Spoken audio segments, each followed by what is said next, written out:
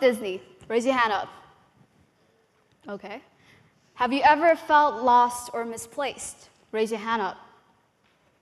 Have you ever experienced something you thought was surreal? Raise your hand up. Do you have good and bad memories of school? Raise your hand up. Hello everybody, I am Mia. I am from CIA First, and today I'm going to talk to you all about the importance of trust. Growing up on Disney, I've always had this love for school. School was like this magical place where I thought I could belong, surrounded by people I could call friends. But somewhere along the way, from 4th to 7th grade, I had this feeling like I was misplaced, lost, and confused. And I didn't understand why. I mean, I had people I could call friends, people to laugh and hang out with, but still I feel like I didn't belong. Now, why was that? Fast forward to a new school, I wanted a fresh start. I wanted a clean slate. Now, why was that? Again, why was being called Mia suddenly easier? Why was speaking English rather than Khmer suddenly natural? I felt like I could just be myself. I could suddenly just be me. And the first thing I decided to do was to go out of my comfort zone. It was stepping over that boundary between what I knew, what I could control, and what I was familiar with into something risky, something new, something big. It was something more. And I thought that was an adventure into the unknown. And something big had been attending my first Technovation Cambodia. It happened just this year. Now, Technovation was a program for girls only, and I'd been interested in it ever since my 8th grade teacher told me about it. And I decided that freshman year would be my opportunity. Now, I needed a group of girls who could code and who could do business. And almost immediately, I found a team of 5 girls. But it dropped down to 3, 6 weeks into the competition. And the thing was, I was giving up. But luckily, we had our name already. It was called the square brackets, the brackets on your keyboards, if you've noticed. And our app name was called Teachers Near Me. Now, Teachers Near Me is like Tinder, but for educational purposes. And it's an app that connects students to a teacher as they browse through a fine collection of teachers that they like and see what tickle their fantasies.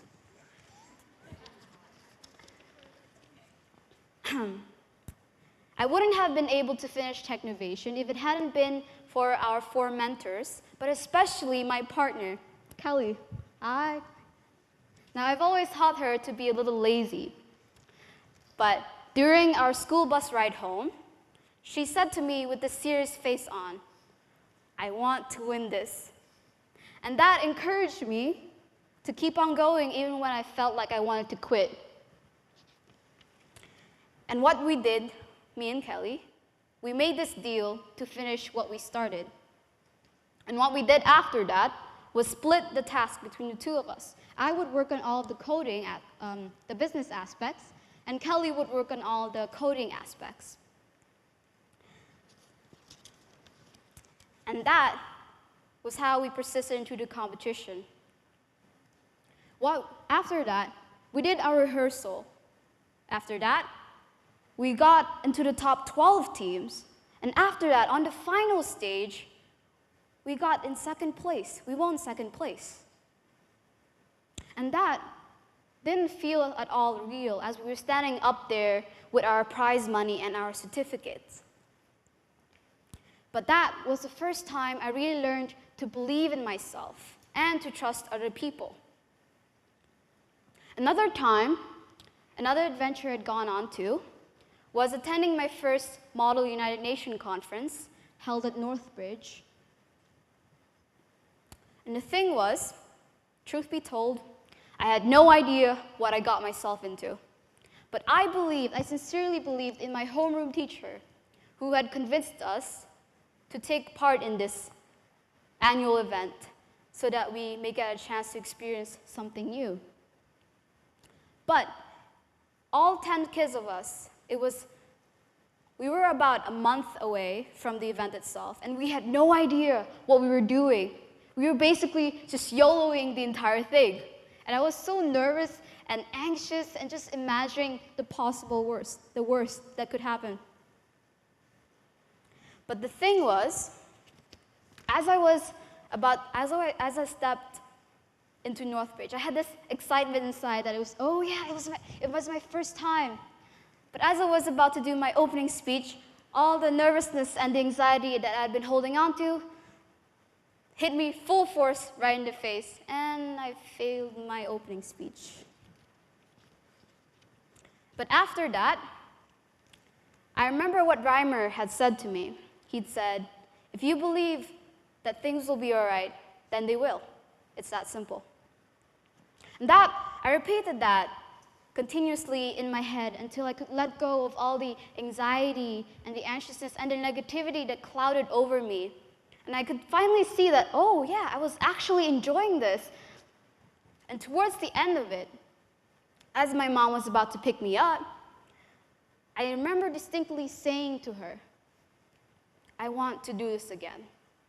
And that was a turning point of a girl who used to believe that she could control everything that came into her life.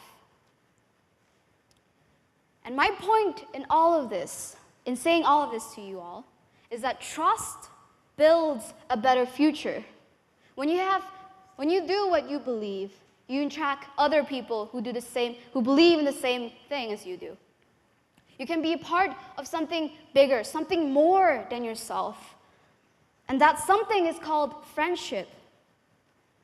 As a human, you are most definitely required to make mistakes. It happens to you, it happens to you, it happens to you, it happens to all of us, and it happens to moi. And after that, you have people who believe in who share the same set of goals and values as you.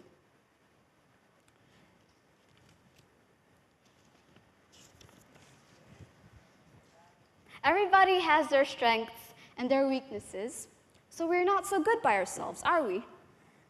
We need people whose strengths are our weaknesses and whose weaknesses are our strengths. We need people who we share the same set of values and beliefs as. When it comes to problem solving,